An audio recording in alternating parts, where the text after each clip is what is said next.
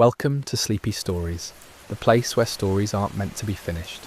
I'm Arthur, and tonight I'll be reading you a relaxing, sleepy story written by Pumby. We're journeying to a mythical island called Cantharus, where the night sky holds secrets that have lulled travellers to sleep for centuries. Let your breathing slow, your muscles soften, and allow yourself to drift into this world of starlight, an ancient wonder. Close your eyes and imagine standing on the shores of an island that exists somewhere between dream and memory. Cantharus rises from waters so still they mirror the heavens perfectly, creating the illusion that sky and sea are one endless canvas of darkness punctuated by light. The island earned its name from ancient sailors who claimed its crescent shape resembled a drinking cup tilted toward the cosmos, forever catching starlight in its basin. You've arrived just as dusk surrenders to true night. The transition happens differently here than anywhere else.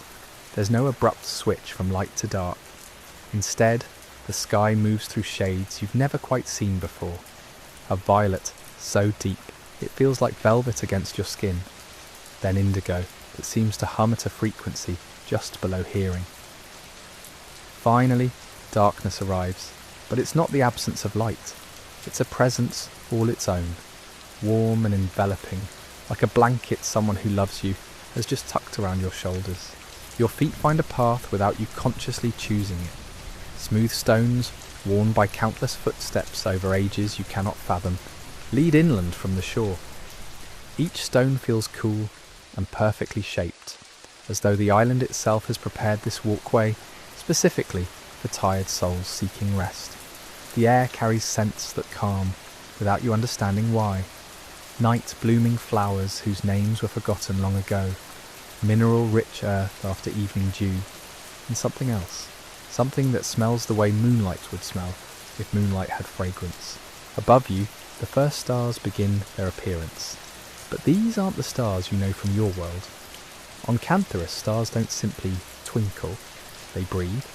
Watch one long enough, and you'll see it brighten as though inhaling light, then soften as it exhales, that luminescence across the sky. The rhythm matches your own breathing without you trying to synchronize. In, the star glows brighter. Out, it dims to a gentle pulse. Your chest rises and falls in perfect time with lights that have been breathing since before human eyes first looked upward. The path curves around an outcropping of rock, and suddenly you see them, the Watchers. 7 ancient stone seats, arranged in a semicircle, each one facing a different section of sky.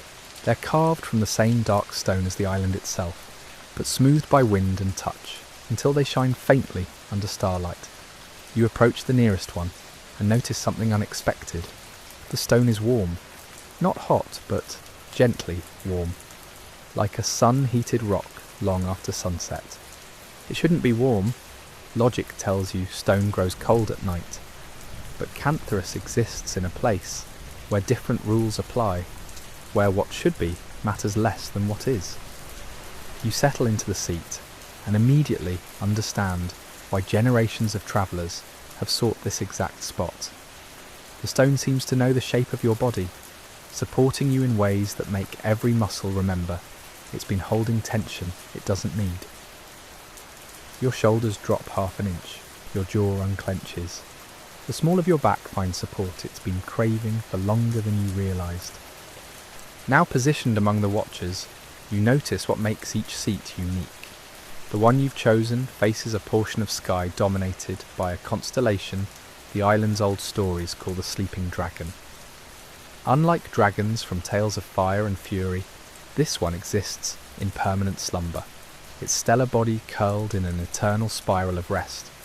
According to legend, the dragon grew weary of chaos and chose stillness, and its choice was so profound that the universe honoured it by writing the dragon's resting form across the heavens, where all could learn from its example. Count the stars that form its shape. 12 major points of light create the outline: the curve of its neck, the fold of wings tucked close, the tail that spirals inward rather than lashing outward. Between these 12, fainter stars fill the spaces like scales, each one barely visible, until you stop trying to see it and simply allow your vision to soften. That's when they appear, dozens of them, maybe hundreds. The harder you look, the fewer you see. The more you relax your gaze, the more the dragon reveals itself. From somewhere behind you comes a sound. Not startling, just present. It's the wind, but wind that seems to carry intention. It moves through structures you haven't noticed yet. Stone formations, hollow reeds planted in specific patterns, gaps in ancient walls. The island is playing itself like an instrument, creating tones that don't form melody exactly, but rather a sonic texture that fills the spaces between your thoughts. The sound asks nothing of you. It doesn't build toward climax or resolution. It simply continues, a constant companion to the breathing stars above. Your eyes drift from the sleeping dragon to the horizon, where sky meets sea in a line so perfect it seems drawn by a careful hand. That's where you notice something impossible. The stars don't stop at the horizon. They continue down, reflected so flawlessly in the still water that you cannot tell where heaven ends and its mirror image begins. You're not looking at sky above and sea below anymore. You're suspended in the centre of a sphere of stars, surrounded completely by light that pulses in rhythm with your breathing, in rhythm with something ancient and patient and profoundly calm. The seat holds you. The stars breathe with you. The island's song continues its endless, undemanding presence, and you begin to understand what happens next. Welcome to Sleepy Stories, the place where stories aren't meant to be finished. I'm Arthur, and tonight I'll be reading you a relaxing, sleepy story written by Pumby. We return to the mysterious island of Cantharus, where time moves differently and the night sky breathes with ancient rhythms. Let yourself sink deeper into comfort as we continue our journey among the stars. Take a slow breath in and let it go. Understanding arrives not as sudden revelation, but as gradual recognition, like watching dawn spread across water. What happens next isn't something you do, it's something you allow. The distinction matters here, in this place, between waking and dreams, between effort and surrender. Your breathing has synchronized with the pulse of starlight without you deciding to make it so. 3 seconds in, the stars brighten imperceptibly. 4 seconds out, they soften to their baseline glow. This rhythm wasn't imposed on you. You simply noticed it was already there, already happening, and your body recognized something familiar in its pattern. The stone seat continues its impossible warmth, but now you perceive it differently. It's not generating heat, it's responding to yours, creating a feedback loop of comfort that deepens with each cycle of breath. The boundary between your body and the stone grows less distinct. You're not sitting on it anymore. You're part of a single system of warmth and weight and gentle support. How long have you been here? The question forms, but doesn't demand an answer. Time on Cantharus doesn't accumulate the way it does elsewhere. It pools in certain moments, stretches thin in others, sometimes circles back on itself, like the sleeping dragon's spiral tail. You could have been in this seat for minutes or hours. Both feel true simultaneously. A shooting star crosses the space above the dragon's head, then another. Not the frantic streaks of meteor showers, but slow travellers that take their time crossing the dome of sky. You count 5, then 6.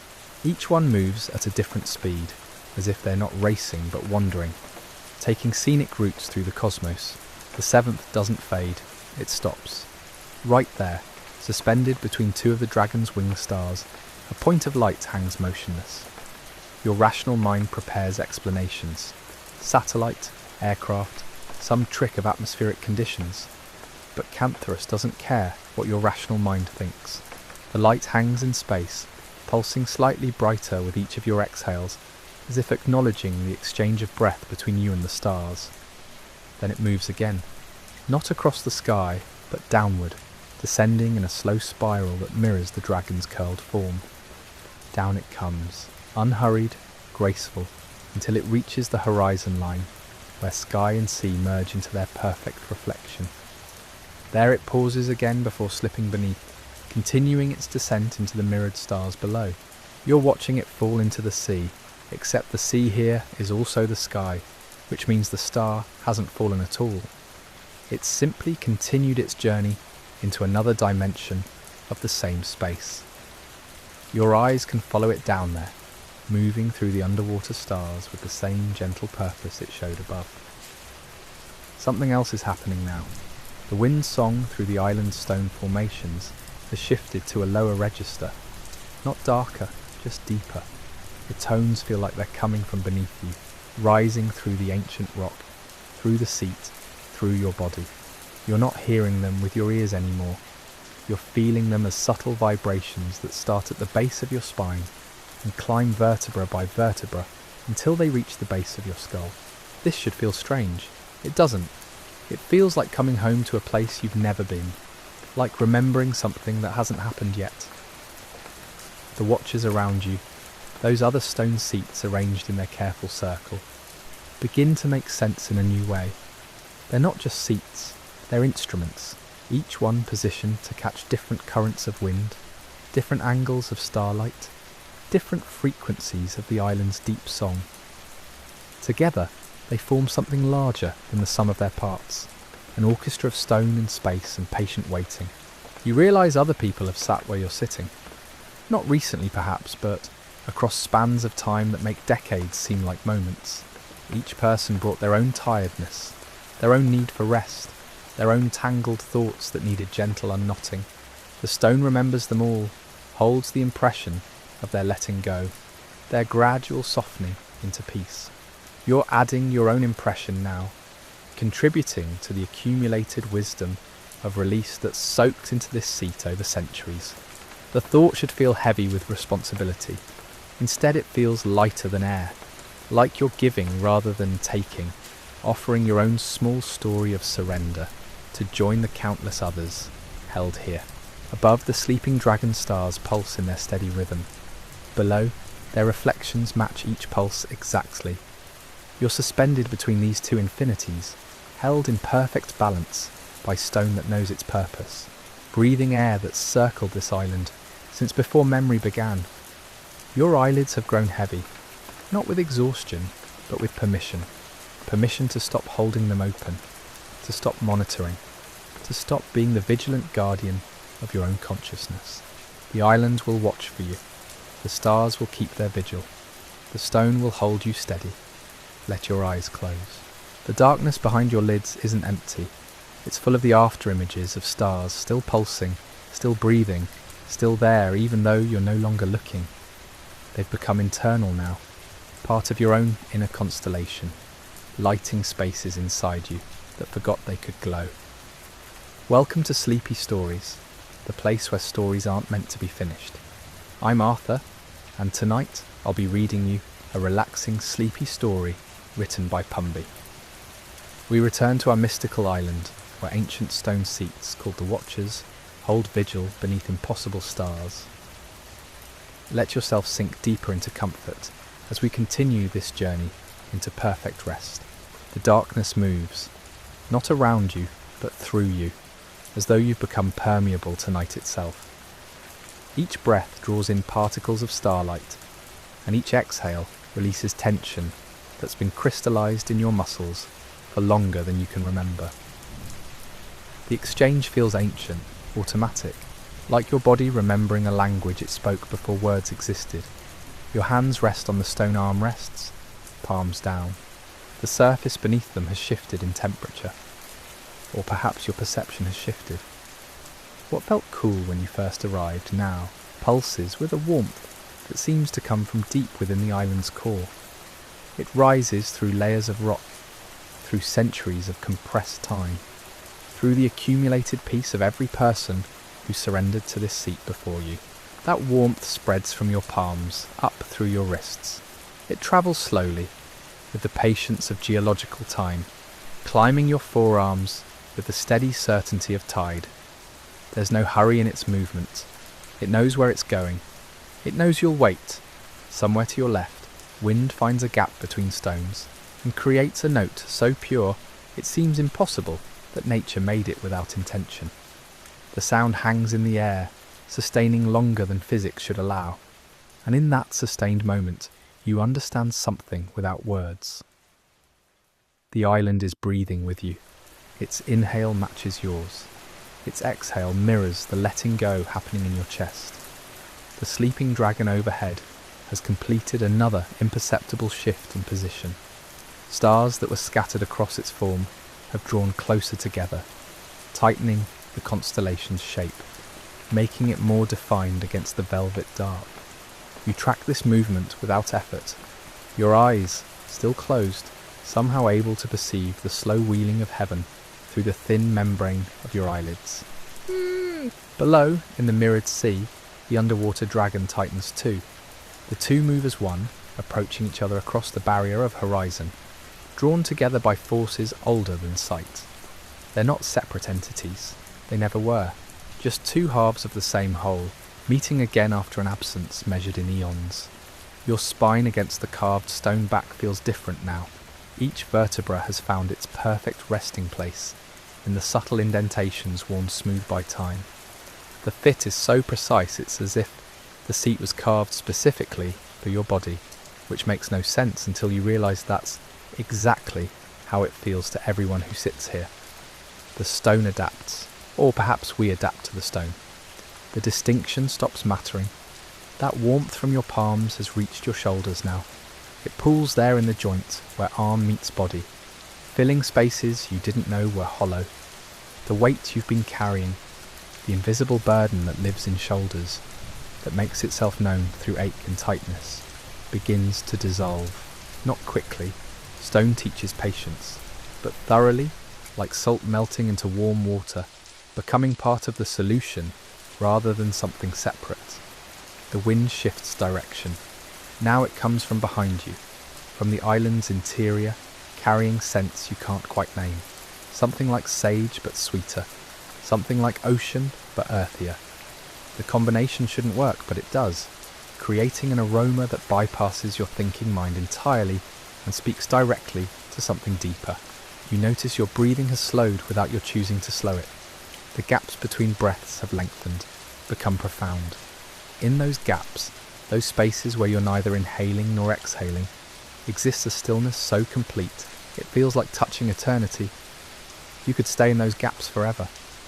But then the next breath comes, gentle and inevitable as dawn, and you welcome it. The other watchers in their circle around you have taken on a presence that's almost companionable. You can't see them. You don't need to. You feel them as points of stillness in the darkness, each one a small anchor, holding space for peace.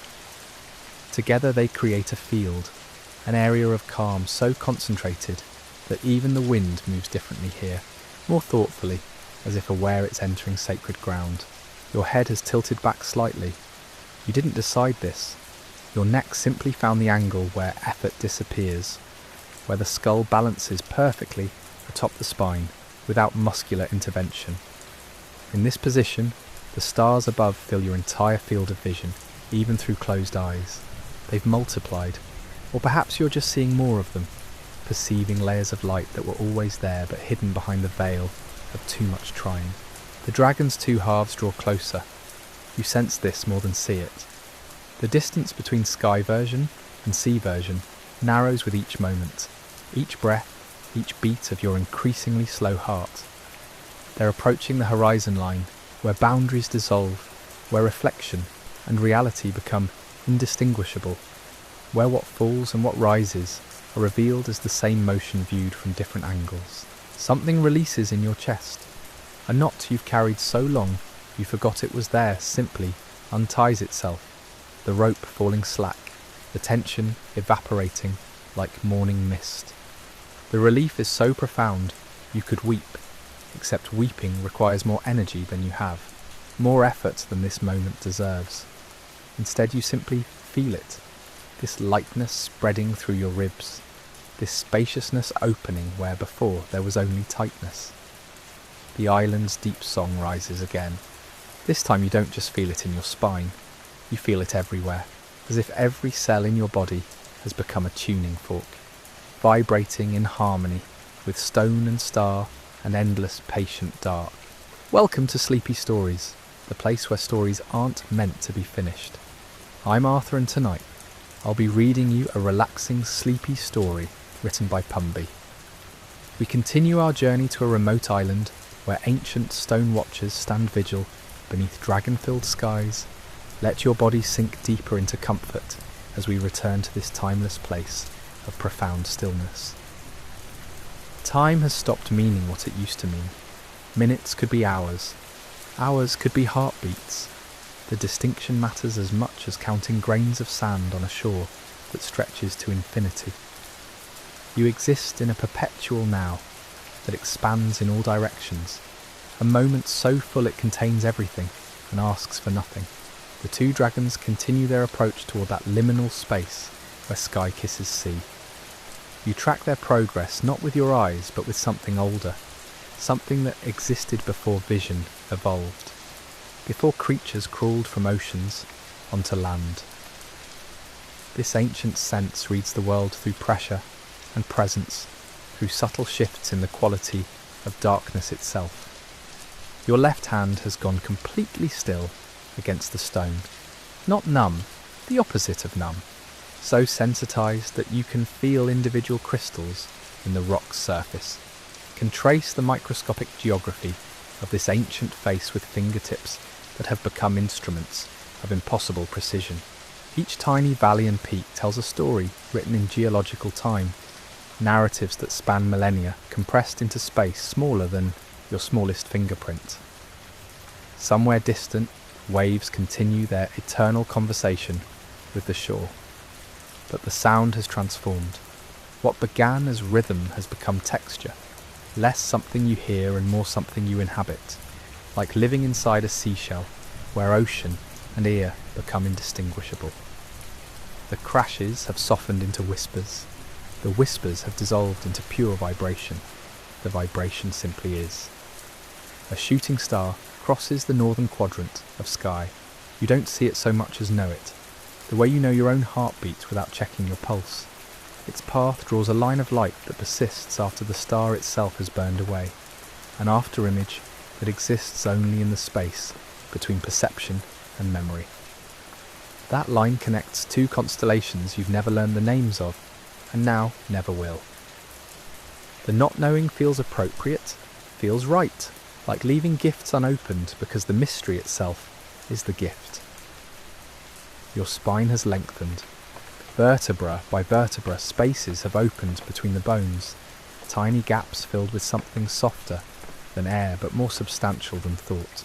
The column of your back extends from tailbone to crown, a channel through which the island's song can flow unobstructed. You've become an instrument the earth plays, and the music it makes through you sounds like silence, but feels like everything. The watcher behind you, the one you sensed but never saw, seems closer now. Its presence has intensified, grown more defined, though it hasn't moved and neither have you. Perhaps proximity isn't always about distance. Perhaps two things can draw nearer by simply becoming more themselves, more essential, more concentrated into what they've always been. The stone being radiates patience, the way stars radiate light, effortlessly, endlessly, because that's simply its nature. Both dragons have reached the horizon now. The one descending from above meets the one rising from below at that precise line where distinctions collapse. For an instant that stretches like warm honey, they occupy the same space, celestial and reflected, original and echo, falling and rising, revealed as a single eternal gesture. Then they pass through each other, trading places, and you understand something without words, something that bypasses language entirely and writes itself directly onto your bones. The temperature has dropped another degree. You notice this without discomfort, without any urge to move or cover yourself or seek warmth. The coolness feels cleansing, like autumn wind through an open window, carrying away what's ready to be released. Goosebumps rise along your forearms, but they're not from cold, they're from recognition, from the body acknowledging truth when it appears. Your jaw has unclenched. When did that happen? The muscles that hold tension there, that grip and grind through anxious days and restless nights, have simply let go. Your teeth rest apart, tongue soft against the floor of your mouth, throat open and easy. Even swallowing requires less effort now, has become automatic again, the way it was before you learned to worry, before you discovered fear, before you understood that things could be other than they are. The circle of watchers pulses. It's not light they emit, but presence, a kind of being here now, so complete it creates its own gravity. You're caught in their collective field, held gently in invisible hands made of attention and stone and time that moves too slowly to measure. They ask nothing of you. They offer only witness, only company, only the gift of their ancient, unshakable calm. Stars continue their slow wheel overhead. Constellations you've known since childhood occupy their familiar positions, but they look different now, less like pictures and more like what they actually are. Distant suns scattered across incomprehensible distances, each one a furnace of nuclear fire burning in the endless night. The light reaching your eyes left those stars before you were born, before your parents were born, travelling across emptiness to arrive precisely here, precisely now, to touch your upturned face in this specific moment. The dragons have fully traded places. What was above is below, what was below is above, and in that exchange something shifts inside your chest, some fundamental understanding about the nature of change itself. Welcome to Sleepy Stories, the place where stories aren't meant to be finished. I'm Arthur, and tonight I'll be reading you a relaxing, sleepy story written by Pumby. We return to a mystical island where time moves differently, where ancient stone beings keep eternal watch, and where the boundary between waking and dreaming has grown beautifully thin. Let yourself settle completely. There's nowhere else to be. Change doesn't always announce itself with fanfare. Sometimes it arrives like dawn, so gradually you can't point to the exact moment darkness became light. That's what happens now, in your chest. A warmth spreading outward from your centre, not sudden but undeniable, like ink blooming through water. It carries with it a quality you haven't felt in longer than you can remember.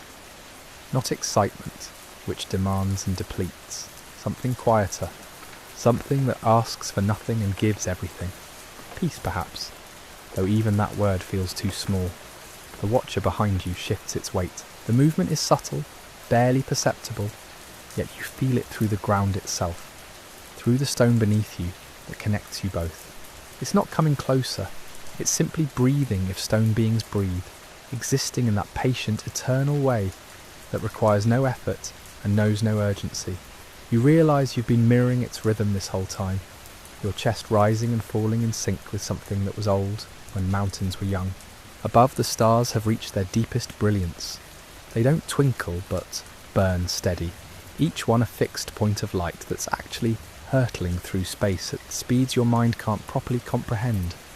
Yet from here, they appear motionless, permanent, reliable as the tide. Funny how perspective works. Funny how the most dynamic things can seem still when viewed from the right distance. Your hands rest in your lap, palms upward, without you having consciously placed them that way. They've simply opened, releasing their grip on whatever invisible things you've been clutching.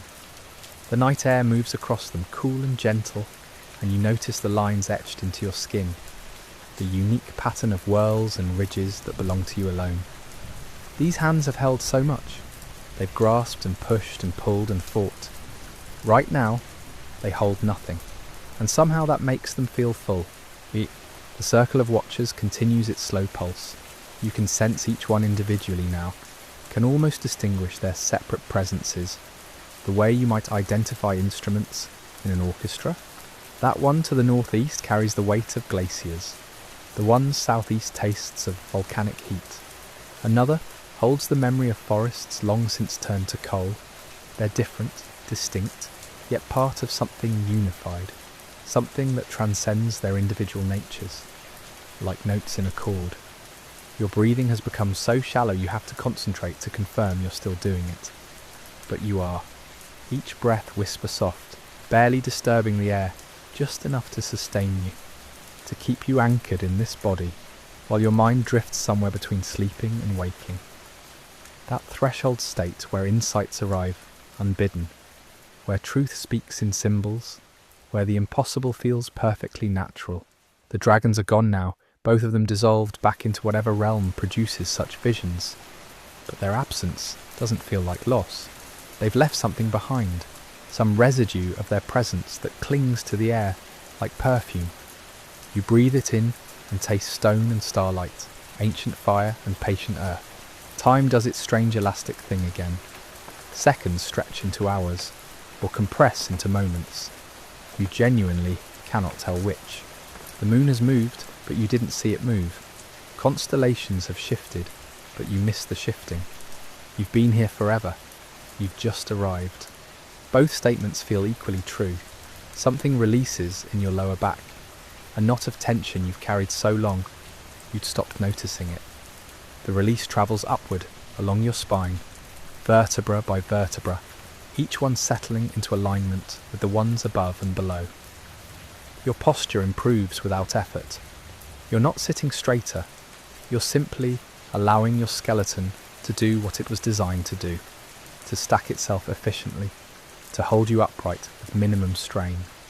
The watcher's presence behind you has become almost indistinguishable from your own.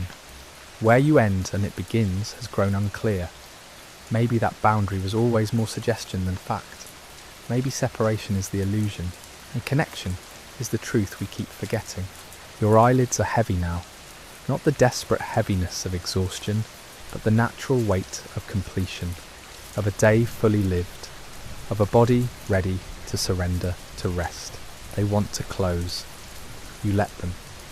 The darkness behind them isn't empty, but rich textured, alive with subtle movements and distant lights. The island song has simplified. It's no longer a complex symphony, but a single, sustained note, low and steady, vibrating at a frequency that matches something deep in your bones. You don't hear it with your ears. You feel it everywhere, a hum that synchronizes with your heartbeat, your breath, the slow tide of blood through your veins. One final realization arrives, gentle as settling snow. You came here seeking something. You can't quite remember what, but somewhere in the stillness, in the company of stone beings and dragon visions and stars that burn with patient fire, you found it anyway. Not because you searched hard enough or figured out the right answer, because you finally stopped searching and simply allowed yourself to be found. The night wraps around you like a blanket woven from darkness and starlight. The watchers keep their eternal vigil.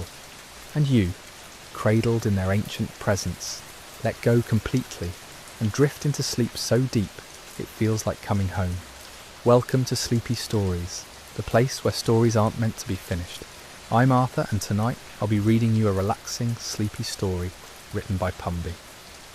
This is our final visit to the island of Cantharus, where ancient watchers hold space for weary souls beneath impossible stars. Let your body settle completely into wherever you are. There's nothing left to do but rest. The stone beneath you has become indistinguishable from your own warmth. What began as separate things, body and seat, visitor and island, has merged into a single system of comfort and support. You're not sitting on Cantharus anymore. You've become part of it, another element in its eternal composition of rock and starlight and patient waiting. Your breath moves so slowly now that each inhale feels like it might be your last. Not because you're fading, but because each one feels so complete, so perfectly sufficient that another seems unnecessary. Yet the next breath comes anyway, gentle and automatic, your body knowing what to do without your mind's supervision. The watchers around you pulse one final time. Their presence intensifies for a moment, becomes almost tangible, as if they're leaning closer to offer some last blessing. Then they settle back into their eternal stillness, having given what they always give, witness, patience, the gift of their unshakable calm. Above, the stars continue their ancient dance. They'll be there long after you've left this place, still breathing their light into the darkness, still teaching the same lesson about persistence and peace to whoever arrives next, seeking what you sought. But you're not thinking about leaving. You're not thinking about next. You're here now, held by stone and starlight, wrapped in darkness that feels like safety. breathing air that tastes of salt and sage and centuries. Your body has released everything it was holding. Your mind has stopped its endless circling. The island keeps you while you sleep, another soul added to the countless others it has cradled through the night. And in the morning, when you wake, if you wake, you'll carry something of this place with you, a memory of perfect stillness, a reminder that peace exists, patient and eternal, waiting in circles of stone beneath stars that breathe.